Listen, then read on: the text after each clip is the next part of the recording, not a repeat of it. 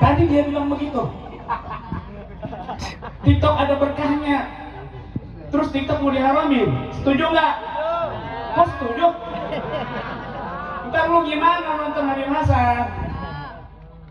Meskipun PK, tapi ada nasihat, tapi bahagia. Kapan lagi kalian bisa melihat langsung, secara langsung wajah-wajah cucu Nabi Muhammad SAW? Ya Allah, barakah.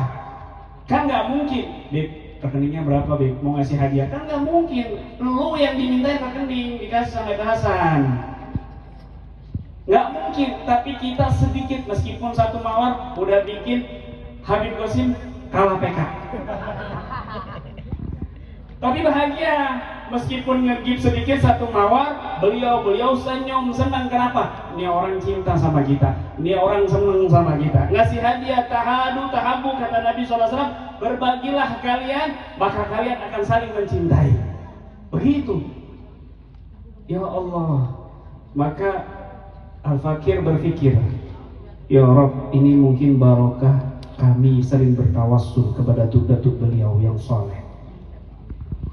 Kami sering bertawasul. Kami menyusun, Al-Fakir menyusun Al-Masrak As-Safi fi Hizn Hasimil Raqi. Di situ ada tawasul jami'at, mentawasuli datuk beliau. Di antaranya Sahibul Magam dan Habib Abdullah bin Muhsin Al-Attas dan para habaib lainnya, Sadatul Alawiyin.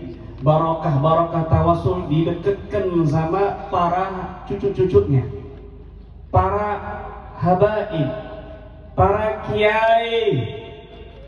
Tapi sekarang ya Allah, karena mereka tahu nih orang-orang kafir, kekuatan muslimin, mereka bisa melawan penjajahan di muka bumi Indonesia, karena tidak ada lain, adanya habaib, adanya ulama yang terus membakar semangat warga penduduk Indonesia. Allahu Akbar. Allahumma sholli ala Muhammad. Akhirnya iblis, setan ngadu domba. Ulama sama habaib diadu domba. Hati-hati.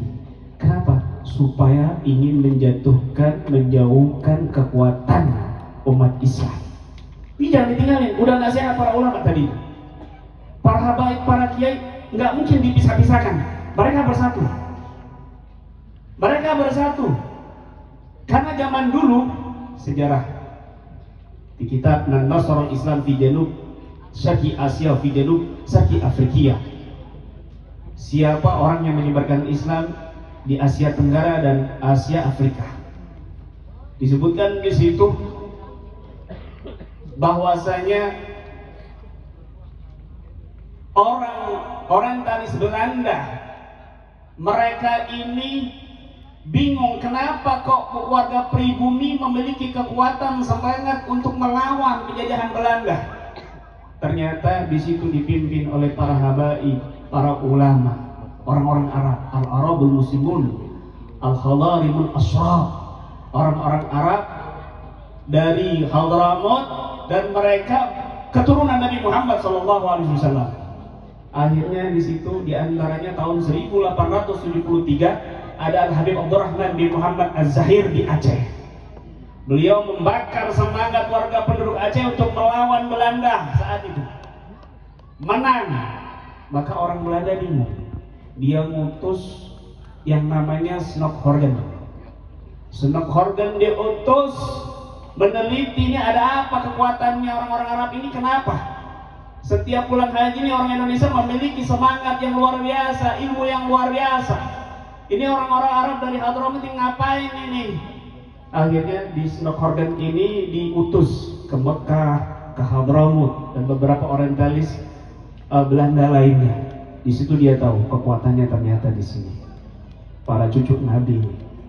Makanya dia setelah diangkat jadi profesor di salah satu universitas di Leiden, dalam ceramahnya dia mengatakan tidak pernah ditemukan sejarah orang-orang Arab yang memiliki andil di Indonesia.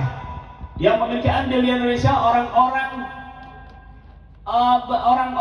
Cina dan orang-orang India.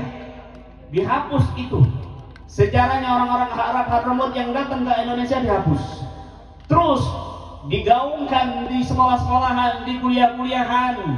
Akhirnya mereka membeli juga kutaban, mereka membeli penulis-penulis dari orientalis Belanda dan bahkan dari Watoniyin, pribumi juga, untuk menulis, memanipulasi sejarah.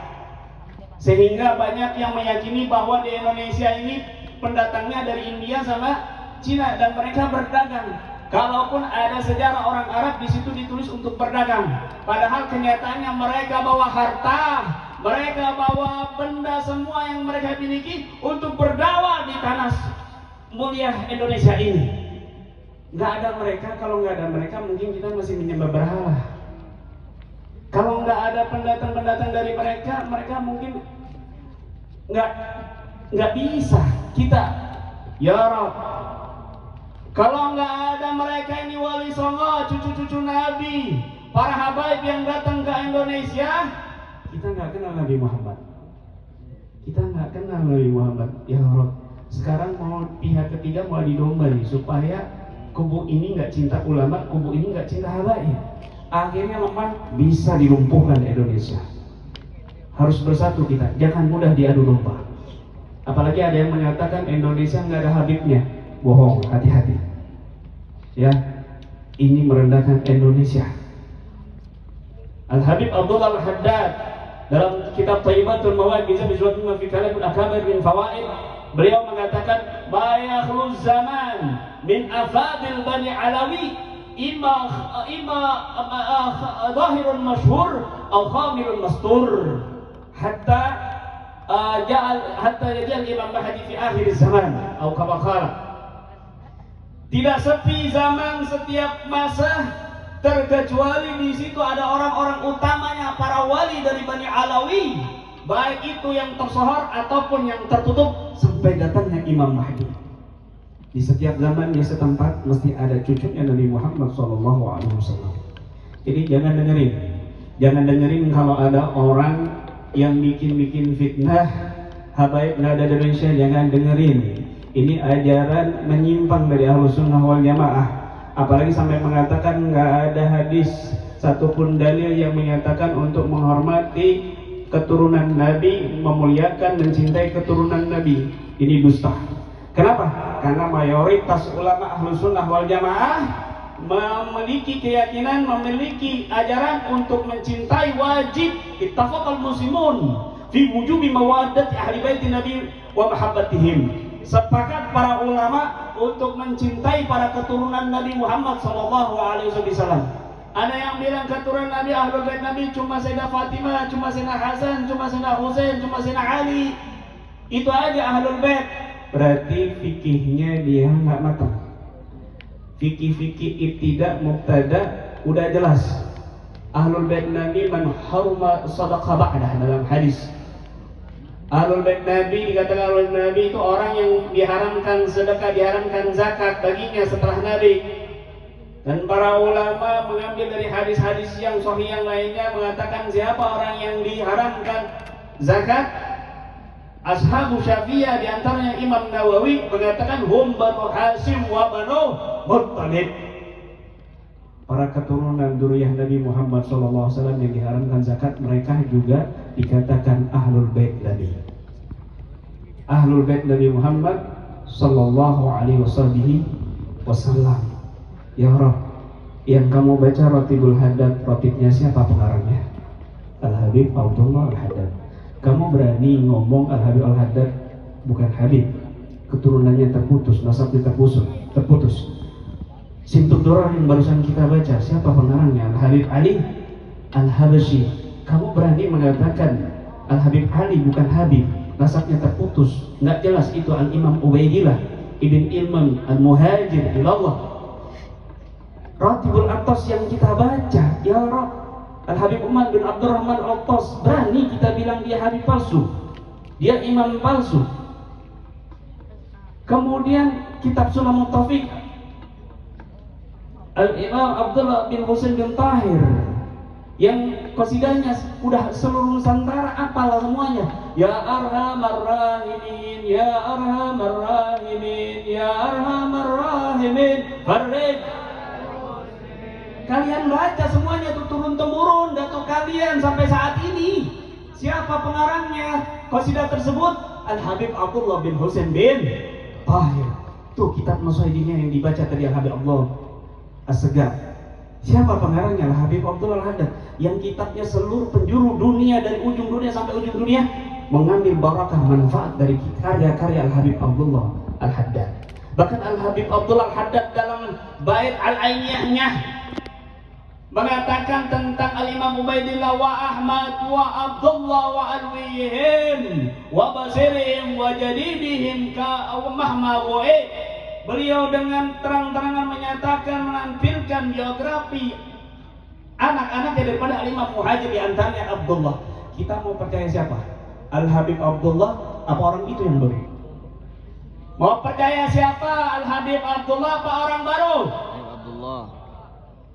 Jawab yang tegas. Percaya siapa? Al-Imam Abdullah apa orang itu? Habib Abdullah.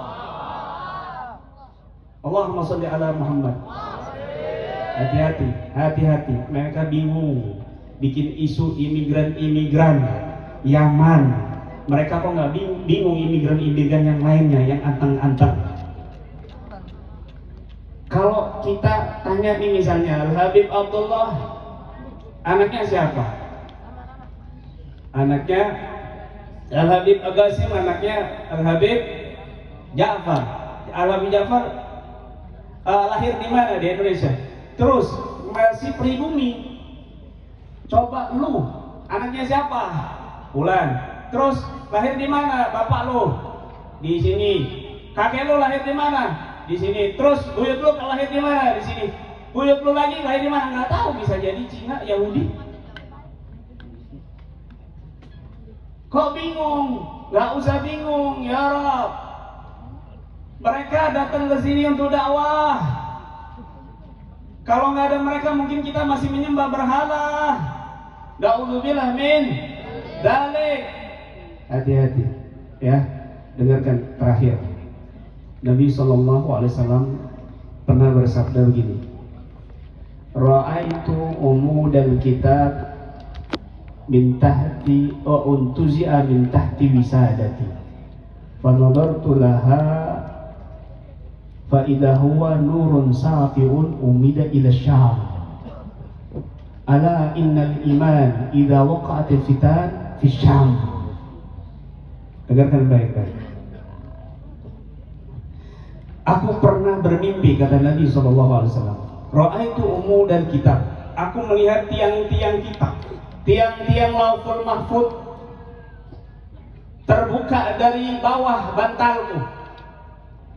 Lalu aku pandangi tiang-tiang Lauhul Mahfuz itu, fa idza huwa nurun safi'un, ternyata itu berupa cahaya yang terang benderang, umida ila syam, yang mengarah ke Syam. Maka Nabi bersabda, ala annal iman, ketahuilah sesungguhnya iman yang sejati, idza waqa'atil fitan, ketika terjadi fitnah-fitnah huru-hara, fi Syam, terletak di Syam. Syam itu Palestina, Lebanon, Suriah, dan lain sebagainya. Itu Syam.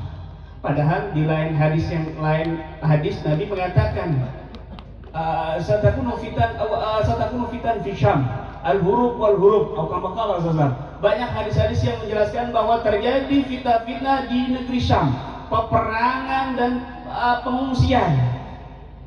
Tapi wala tasubbu Syam, jangan kamu mencela Syam. Meskipun ada fitnah huru-hara, peperangan terjadi di timur tengah, di Syam dan lain sebagainya, fala tasubbu Syam, jangan kamu mencela Syam. Fa inna fihimul abdan, karena di Syam itu, Palestina dan sebagainya, ada wali-wali abdan. Bahkan nanti benteng terakhir umat muslim ketika Dajjal keluar itu di Syam, di Palestina. Benteng terakhir umat Islam itu. Hati-hati, balik ke Yaman, balik ke Syam. Hati-hati ini ucapan ini, ya. Bahkan di hadis yang lain Nabi pernah mengatakan, Allahumma barik yang fi yamanina wa syamina, Allahumma barik fi syamina wa yamanina. Ya Allah, berkahi Syam kami dan Yaman kami. Ya Allah, berkahi Syam kami dan Yaman kami. Ada sahabat dari Najd ngomong, ya Rasulullah, wa fi Najdina, Ya Rasulullah doakan juga ngajak kami, Saudi kami ya Rasulullah doakan juga berkah. Apa jawab Nabi? Fiha az-zalazil wal fitan wa fiha yadharu qarnu syaitan. Di Najd itu akan muncul fitnah dan kegoncangan-kegoncangan, dan di Najd itu di Saudi itu akan muncul tanduknya setan. Maka ini akhir zaman, ya, jangan mau diadu domba oleh pihak ketiga. Jangan mencela kiai, jangan mencela ulama, jangan mencela, apalagi mencela habaib. Hati-hati. Ini luar biasa anugerah yang kayak gini ya Rob. Nangis rasanya saya duduk di samping mereka semua. Mudah-mudahan sebagaimana Allah kumpulkan kita duduk di sini, mudah-mudahan Allah kumpulkan kita bersama datu beliau yang mulia Nabi Muhammad SAW. Ya Rabb, sebagaimana Kau mudahkan langkah kami ya Allah menghadiri majlis mulia ini bersama para cucu Nabi Muhammad ya Rabb, maka kumpulkan kami ya Allah bersama datu mulia mereka Nabi Muhammad SAW.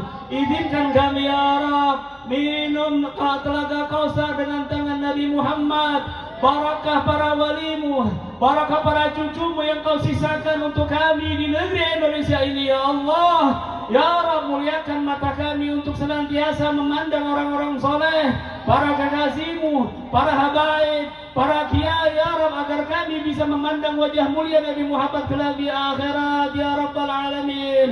Allahumma jal jamana hadza jam'an marhuma wa tafarruqana min ba'di tafarruqan ma'zuma wa la tajal fina wa la mana zakiyan wa la mahruman bi rahmatika ya arhamar rahimin ya arhamar rahimin. Demikian yang bisa saya sampaikan, kurang lebihnya saya mohon maaf. Ada minni wa lakum minkum. Wassalamualaikum warahmatullahi wabarakatuh.